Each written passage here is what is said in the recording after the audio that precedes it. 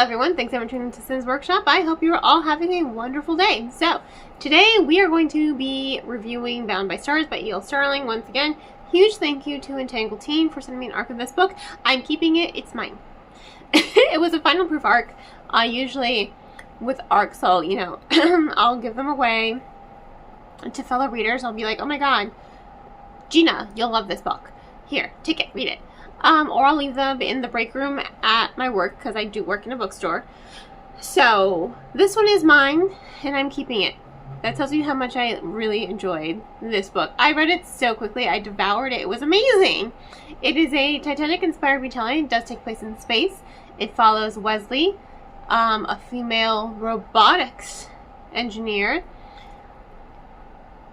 and Jupiter, who is the artistic heir to one of the big six, which is one of the massive kind of corporations that rule Mars, basically. So he is up there. He is part of the hierarchy, right?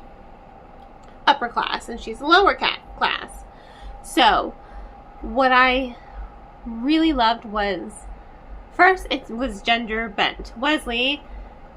And honestly, when I first started reading it, I was imagining Weslie Crusher from TNG, and then I had to repeatedly remind myself, no, this Weslie is a girl. Robotics engineer. I just kept thinking of TNG, so my inner Trekkie was very, very happy.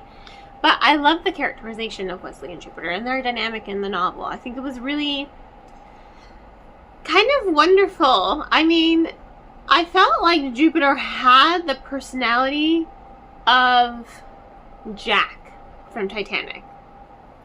He really wants to get to know Weslie because he just wants to live on Earth. He doesn't want to be heir to the big six. He wants to be an artist. He just wants to live, he wants a simple, peaceful life on Earth. He just want to go back to Mars. And then you have Weslie, who is the smart, kind of snarky robotics engineer. That's why she's on the ship, because she won a robotics competition. She built very high-tech life-sustaining robot. Life-sustaining Isla? Yeah. No. God. Individual life-sustaining automaton. There we go.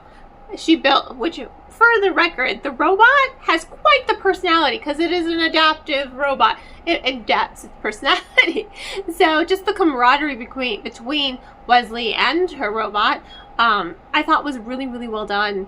And the fact that she is a woman in STEM, I think, is really remarkable. I like that we're seeing more women of STEM in literature, that way it's something girls can look up to and be like, see, she won a whole robotics competition and is now going to Mars. I can do that. I think that that's really cool.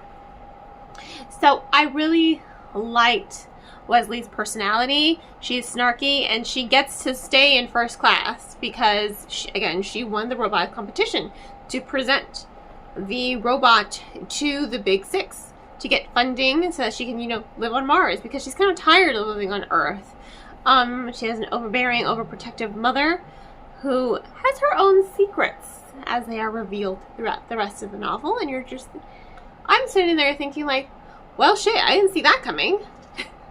I thought it was really, really well done, how it just worked. And it was believable, and it was realistic. And again, this is a Titanic-inspired retelling, so something bad is going to happen to this spacecraft as it's going from Earth to Mars. But it's not what you think it is. So, in the novel, we meet a revolutionary kind of terrorist group called EFE, Earth for Earthers. They kind of want Mars to stop treating them like second-class citizens. They want the Mars people to just kind of stop controlling them. No, we are people with voices too, and we have a say in what goes on our planet. It's you don't even live here anymore, so why are you controlling us? Why are you acting all uppity? They are starting a lot of dangerous things on this ship. Yep. There's a lot of tension, and when you consider that Weslie is an earther, as they say, a provincial, as they call them. It puts a lot of strain on her growing friendship / relationship, not just with Jupiter, but with some of the side characters like Asha and Sky and Tar. You know, they're really relatable characters, by the way. I love the side cast. Sky, Asha especially. Asha's like, you're my best friend now, and I'm going to take you everywhere. She's adorable. She is adorable. And I love when a book makes me care about the side characters as well. Not just your main characters, but that means you're showing an importance in making a well-rounded character with really good character dynamics throughout the entire novel. Not just with the fellow male character, because it is a dual POV novel. And it does split between Wesley's perspective and Jupiter's perspective. So you get to see both sides of the story. You get to see both sides of how they regard each other in the relationship and why they're falling in love with the other person.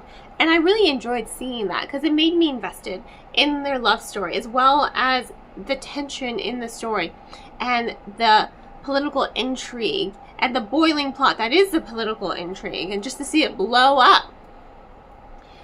It was really, really interesting. And it was engaging. Like, I was hooked from beginning to end. From the moment we see Weslie running to go get on the ship to go to Mars with her robot trailing behind her. It's so good. Like, I was just hooked from beginning to end. I think it was a really well done novel. I am excited to read more from this novel. And once again, I have to express my thanks to Entangled for sending me an ARC of this book. Wholeheartedly loved it so much. I highly recommend it.